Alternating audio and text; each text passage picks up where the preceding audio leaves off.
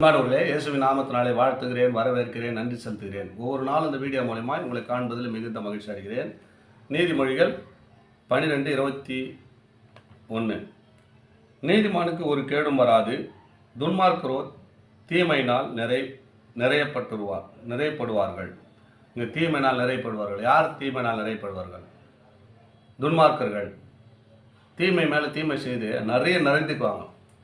ஒரு தீமை செய்தாலும் விட்டு விட மாட்டாங்க. இன்னொரு தீமை செய்து தன் ஆசையை சேர்த்து கொள்ளலான்னு சொல்லிட்டு அநேக தீமையினால் நிலைவரப்படுவார்கள். அதில் நினைத்து கொள்வார்களாம். இவங்க மட்டும் இல்லை, அநேக தீமையோடு இருக்கிறவர்கள் சேர்த்து கொள்வாங்க. தீமையினால் அநேக தீமைகள், அநேக காரியங்களை அவன் நிலைவரப்படுறான். நீதிமானுக்கோ ஒரு கேடும் வராது.